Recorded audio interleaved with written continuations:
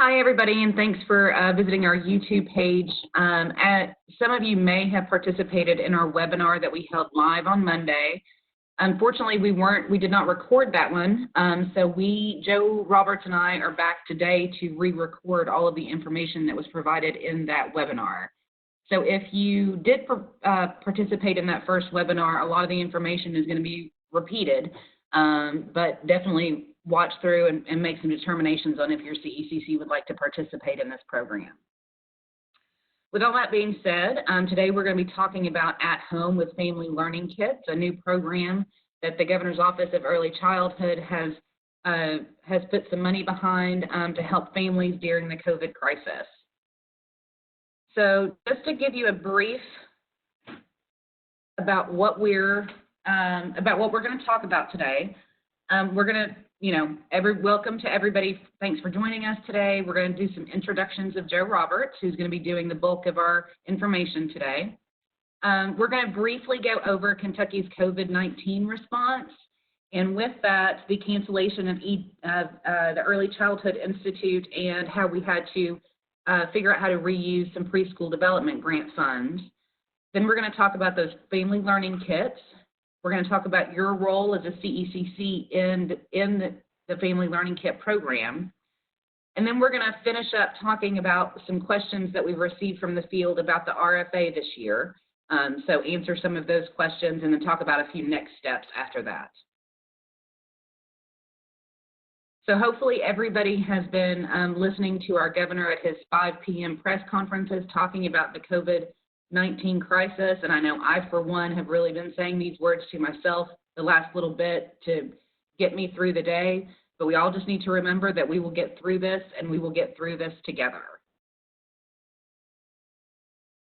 And with that being said, the Kentucky response has really been working. As you can see, these are the 10 steps to fight COVID-19 that the governor does talk about every afternoon.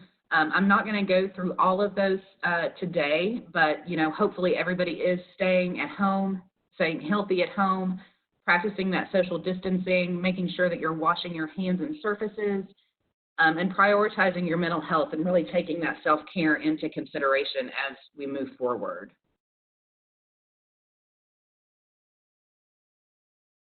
So here's the COVID-19 response timeline. I just wanted to kind of briefly show everybody that we're only talking about a little over a month since the COVID-19 response began. So that began on March 6th when Governor Beshear declared a state of emergency. And in doing that, he was able to release a lot of funds to battle against COVID-19. On March 11th, he did ask schools to create a plan to close within 72 hours. On March 16th, he ordered child cares to close by the end of business on March 20th. On March 22nd, all non-essential businesses were ordered to close by March 23rd, which was the next day. And then on March 25th, the Governor's Office of Early Childhood notified the public that cancellation of the Early Childhood Institute. So with that, I'm going to turn it over to Joe Roberts. Some of you may remember his name as he and I both worked in the Governor's Office of Early Childhood back in the early 2000s. He is the former Head Start Collaboration Office Director and Project Manager for the Race to the Top Grant Fund. And now he is working for a national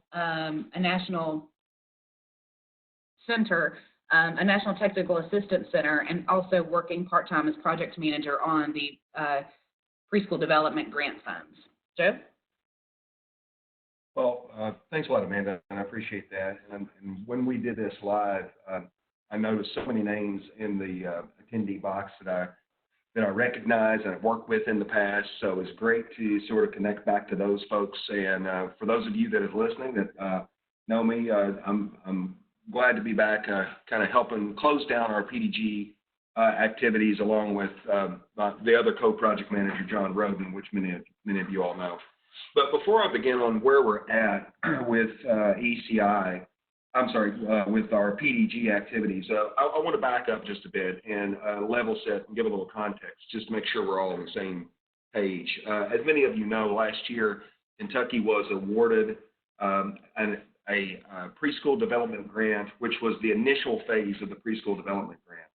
And really the task of that grant and the objectives of that grant were to have states really thoughtfully consider and do some research on how the state of their early childhood system.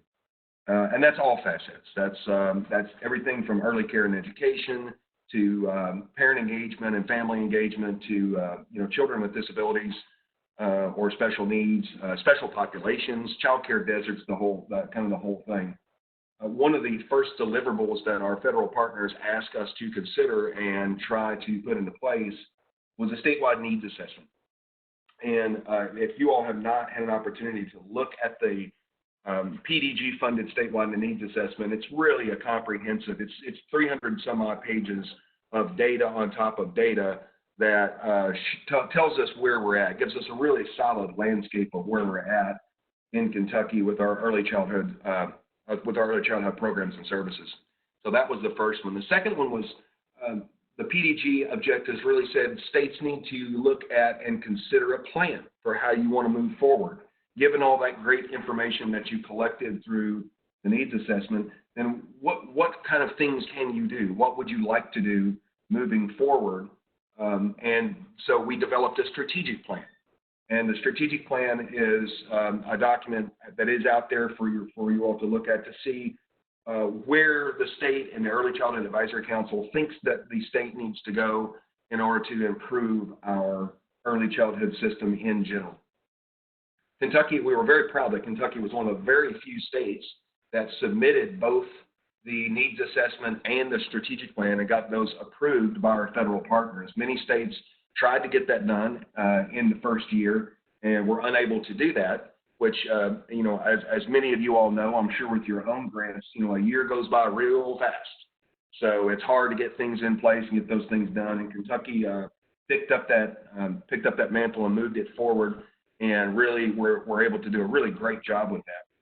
Other things that we wanted to do with the ECI, with the PDG money was, continue some of our great training that we had put into place at the end of the Race to the Top Early Learning Challenge grant. So to continue some of the activities like that, and certainly one of the biggest ones that we wanted to support was the ECI. And as Amanda mentioned, I work part-time. I'm just back part-time. I have another job where I work with the National Center on Subsidy Innovation and Accountability with the Child Care Development Fund, so CCDF. And I can tell you I've gone to a lot of different conferences, and the ECI, last year's ECI was probably one of the best I think I've ever been to. The trainers were top-notch. The attendees were top-notch. The folks, the guest speakers and the plenary speakers were just fantastic. So what we wanted to do was we wanted to put some money into the ECI this year, utilizing those PDG funds from last year. Technically, the PDG program, the PDG activities, technically ended for us on December 31st of last year. However, we asked for and got extension to our activities. We asked for a no-cost extension through the end of June, so everything was great. Everything was moving along, and we had a plan to support the ECI. And then, of course, the COVID-19 global pandemic kind of hit. And as many of you know now, if you don't, here's your first piece, is that we had to cancel ECI for 2020. And with that went a lot of support that we were going to give on the preschool development part. So what we had to do was we very quickly had to pivot and sort of reinvest some of those funds that we were going to use for ECI into another program.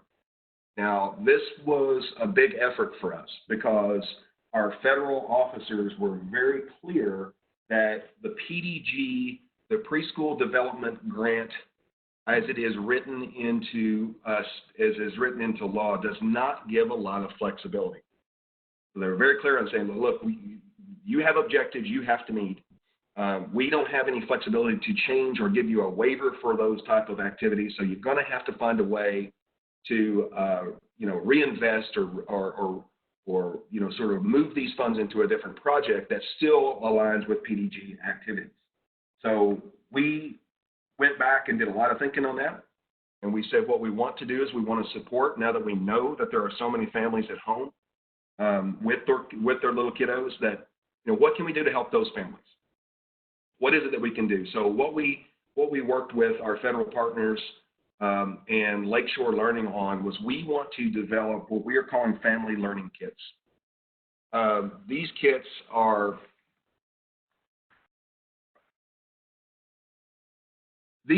really to respond to the needs of our family in this crisis. We know that there are families, and I know that you all know families that are out there that really could use some help right now because they've got their kiddos at home. They may be at home for the first time because they've lost their job or they've been furloughed or laid off. So we want to create something that the families can use inside their home with their kiddos while they're staying home and they're staying healthy. So we work with Lakeshore to develop these kits. We're going to take a look at some of the items that are in these kits. But the first thing that we want you all to know is that while we were able to move some of the PDG money around and make a pretty substantial investment, that these family learning kits, the supplies are going to be limited. The supplies are going to be limited, and I want to talk about that a little bit more. So what we really want to do and really want to focus, and this is why we're having this conversation with you all today, is that the CECCs know best their communities. So we really want these kits to go to those families who need the most help. So in other words, if you're a family, for example, and you learn about this opportunity, and you're one of those households that have plenty of books and plenty of toys and plenty of manipulatives and things like that, you're doing okay. You're doing okay, and you know what to do with your kids. What we want to really do is have that family ask a question, say, okay, do I really need one of these kits, or would I like one of these kits to go to a family who really, really needs the help?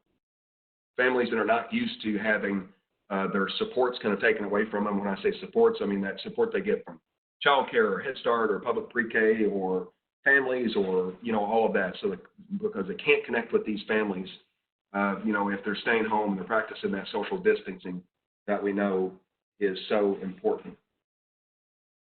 So let me give you a real quick rundown on the kits themselves, and then we'll talk about how families are going to apply and your role kind of in this whole project. Like we said, we work with Lakeshore to develop these kits, and each one of the kits, so we have 3 different types of kits, and in the application process, which we'll talk about in just a second, families are going to indicate to us how many kids at which age group that they have in their house. So that'll determine, on our side, that'll determine which kits these folks actually will get sent. So we have an infant toddler kit, we have a preschool kit, and then we have a pre-K kit that is for those kids that are getting ready to go into kindergarten. Here's the big one: the supply is going to be limited. We think we can do about 3,000 kits with the PDG money that we were able to retask. The kits will be available on a first come and first served basis. This is the only way that we can do this in such a short period of time. And to be honest, folks, here's where we're at. If a family raises their hand and says, I need help, they fill out the application, and they say that they're willing to watch, or they do watch the training video, and we're going to talk about the video in a second, but they're willing to watch the training video, we're going to send them a kit. That's it.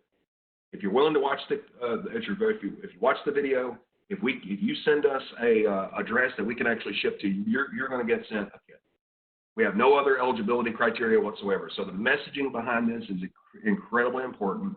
We want you all to, as you're talking in your community and you're talking to the folks in your areas, to really stress that yes, everybody could go out and apply for these, but supplies are going to go real quick, and we're trying to get these into the hands of those families that we know really need it. The number of kits across the state will be distributed through the workforce districts on a distributive model. So that is based on the number of kids under 5, the population of kids under 5 in your workforce district. It's very, very much like what your CECC allocations are like. So We're going to design and develop an online process.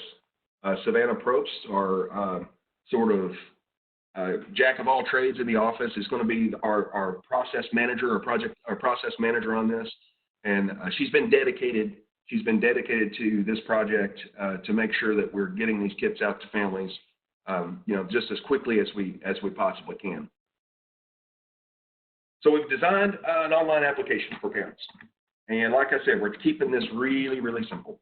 There's not a lot we're asking for because we don't have a lot because of the time frame involved here and the urgency involved here. There's not a lot of we don't have enough time and staff to do the sort of verification that you might do on a different project. So here's what we ask. We ask, the application requirements are pretty simple. The families have to be a Kentucky resident. You have to have a working email. You have to have a working email address, and that is because that is how we're going to send you the video that we've designed for each one of the kits. Now, the videos are great. They're going to have some information about what's in your kit, how you would use the items, some sample activities that you could have in with each item, and then why you're doing it. Why would you want to play with your child this way? Here's what's going on developmentally with your child whenever you're doing some of those things. So we have to have that, and that's the one real hard requirement that we've got.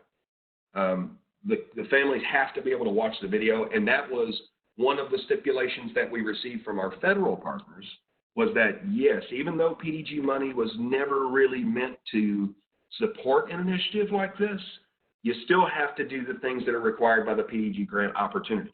So we need to be able to evaluate this in the end, and one way that we're going to do that is how many folks watched the video. Now, there were some questions that came up that we're going to go over later about some circumstances where families might not have access to the internet. We're going to answer those questions later. And then, again, like I said, if a family raises their hand and they say, I'm willing to watch the video, absolutely we'll do that. Here's my address. We're going to do our very best to get those kits in those families' hands just as quickly as possible. And then I talked about the video there at the end. So let's go through and take a look. I'm not going to go through all of these items by any means, but you can go back and forth and pause this video and take a look at some of the things that are in each one of the kits. And as you can see, you've got developmentally appropriate items in each one, and this is by age. Something to note too, and that is if a family comes back and says, you know what, I have an infant toddler and I have a pre-K age child in my house, we will send them 2 kits. We'll send them two separate kits, up to 3 maximum per household. So that's how we're going to handle that on the back end. And again, we've got Savannah that is managing this process, and she's the hotline. She's the place that people call when they have problems or issues or questions. So that will go for you all as well. So here's the example of the pre-K kits, and what the items that are in those. Again, we work with Lakeshore. Sometimes these kits may go in, and they may have to substitute different types of items based on their own inventory and availability. Because even though 3,000 kits sounds like a lot, it doesn't kind of scratch the surface of what we really like to do. So that's where I'm going to turn it over to Amanda now, and she's going to describe a little bit on how you may be able to play a role in this program, and what you can do to get the word out and support this. Before I do that, though, let me say a couple things in closing, and then I'm going to stick around for some questions at the end. First of all, we recognize that CECCs know their community better than anybody, and we're going to really lean on you all to help us get the word out that these kits are available. But we have a secondary goal in this in mind too, because we do believe that supplies are limited, or we know the supplies are limited. We do believe that the response is going to make us run out of product. Here's what we'd ask you to do, and that is we're going to have the name of a family that Savannah's going to at one point have to say, uh-oh, I've got a family. They're willing to watch the video. They really want this product, but we in that particular workforce district, we've ran out. Here's what we'd ask you to do. We've got that family's name, and we would like to send that family's contact information to you, so you can then reach out to them and say, we understand you weren't able to acquire one of the kits, but in our area, here's some of the other stuff, the really cool stuff we've got going on. that you might want to be linked into. We just want to give that family who's raised their hand and said, I need some help, an alternative to, if I can't ship you the product, then we've got this great resource that is your community early childhood council out there that's really built to support you in a time like this. So thank you all so much for being willing to partner with us on this and listen to the plan. If you have any questions at all, feel free to email Amanda, and she can get those questions into the right hands of the people who need to give her the answer on that. Otherwise, thank you for everything that you all are doing, and I'm going to turn it over to Amanda. Thank you so much, Joe, for joining us again to re-record this webinar. I know in this time of uncertainty, we're all really busy about all the different things that are going on and different situations that we're dealing with, and we really appreciate you joining us a second time. So as Joe mentioned, there are lots of different ways that the CECCs can help as we start to roll this program out. One of the first things that I want to mention is that the applications and the video and all of that stuff that Joe was talking about, a lot of that stuff is still being worked out right now. Again, we just decided about 3 weeks ago that we were going to do this program, so we're trying to move as fast as we can. But we think that the application will be released sometime late this month. So just so you guys are aware as we kind of move into these next sections. So what can you guys do to help us with the program?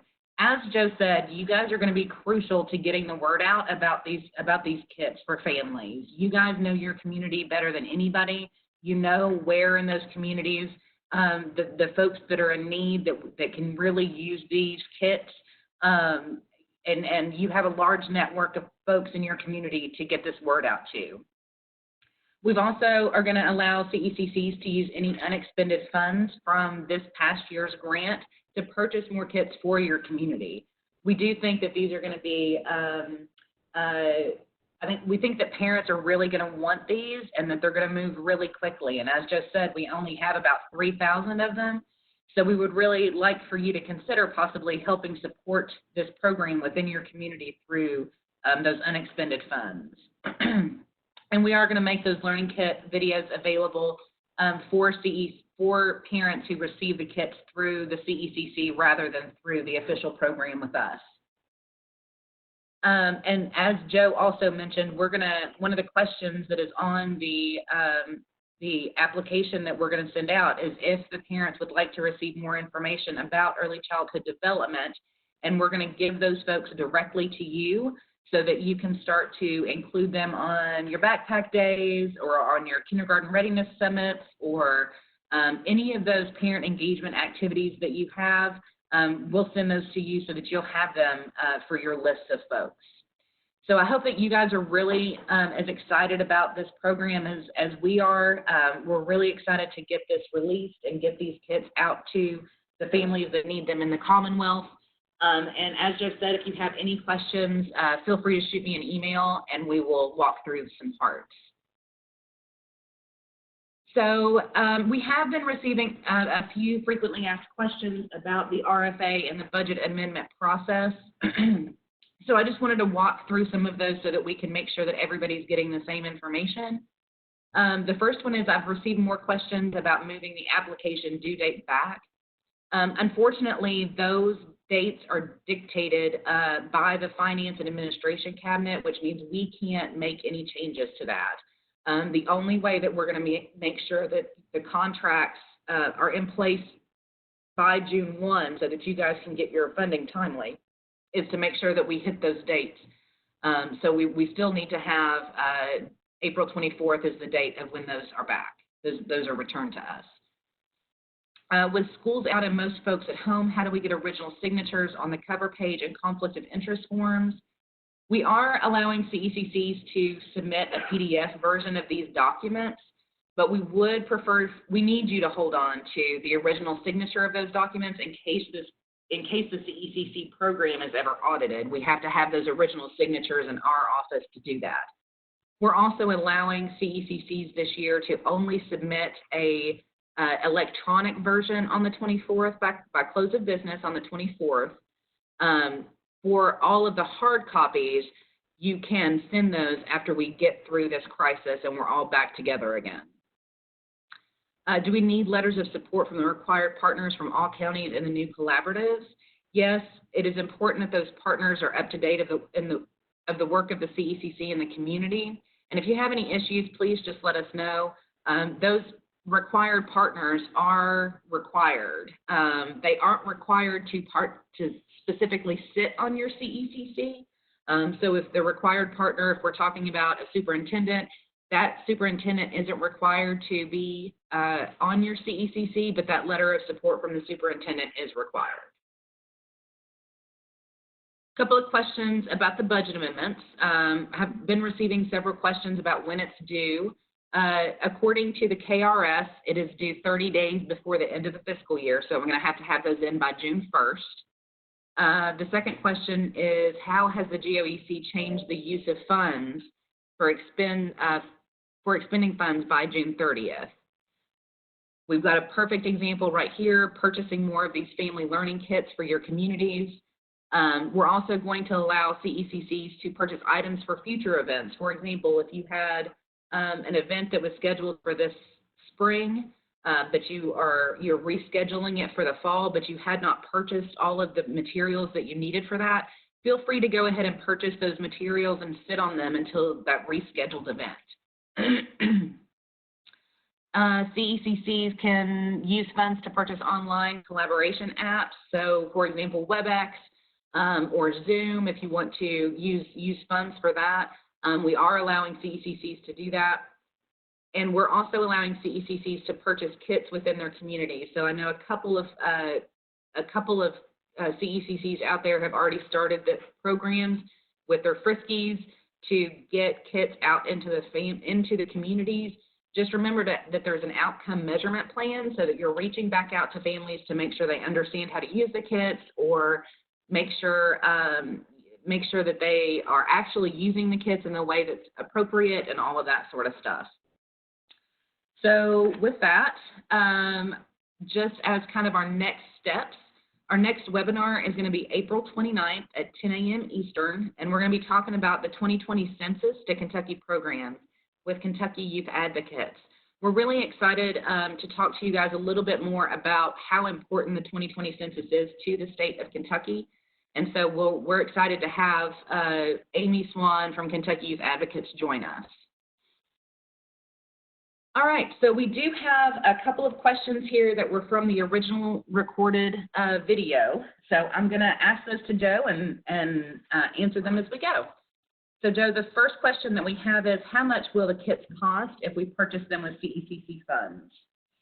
Yeah, that's a great question. So the Governor's Office of Early Childhood and Lakeshore have an agreement in place, and that agreement dictates some of the pricing that we have access to.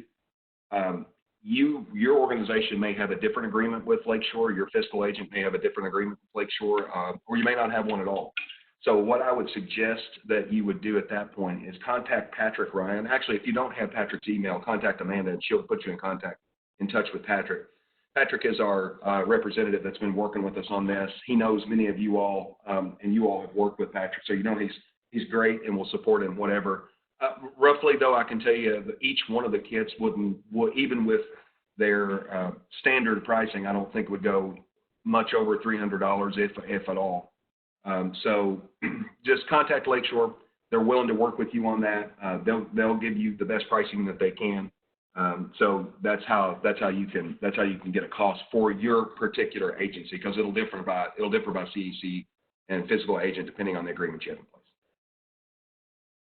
Okay. Another question is will there be Spanish versions of the application and the materials? Absolutely. I'm so glad somebody asked that question, because I forgot to mention it. So when parents are sent out the SurveyMonkey link, which is to the application, they will have a link on there that is in Spanish that asks them if they would like to take fill out the application in Spanish.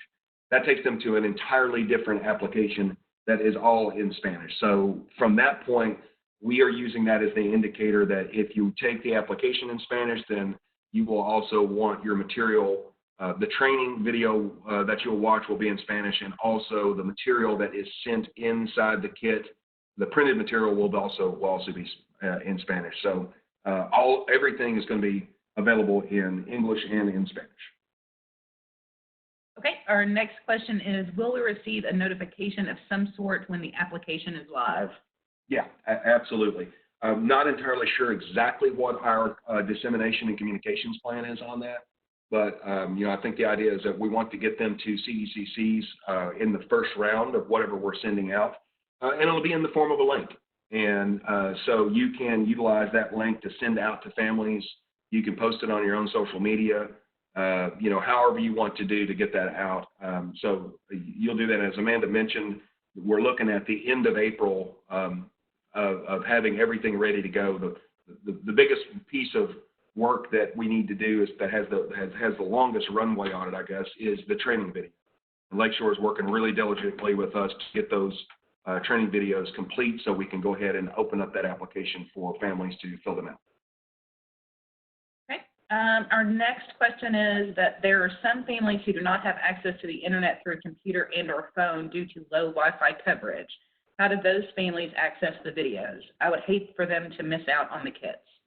Yeah, absolutely. And this is a tough one. We know that there's a certain percentage of our families out there that are in this situation. And what I would do if I were in your all's shoes is I'd already start thinking about who those families are. And what we're going to do is allow those families to call in. They're going to call into our regular number of 502-782-0200. That's going to route directly to Savannah. She will be able to, at that point, help walk them through that. And we're working with Lakeshore in order to get those families that may not have access at all to the internet, access to the training videos and the material. So we do not want that. Is by no means are they excluded from this. We just have to take them down a little bit different path in order to get those products in their hands. But it's going to be contingent upon them calling. That's what's going to have to happen on that.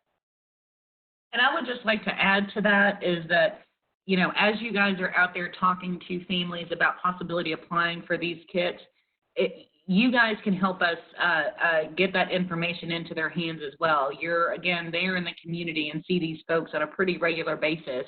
So maybe start thinking of some creative ways that you can, you can help get the information about those videos out as well. Okay, our next question. Will the application information be sent to us in order to get the information to parents, and when will we have this information? Yeah, we will send that to you. It'll be a link. That'll be what you use. Hopefully by the end of by the last week of this month, we'll have everything in place in order to do that, if not sooner. Okay, it looks like the rest of the questions that are here, we've answered most of them. Sharing the link, we will do that as soon as we get that available.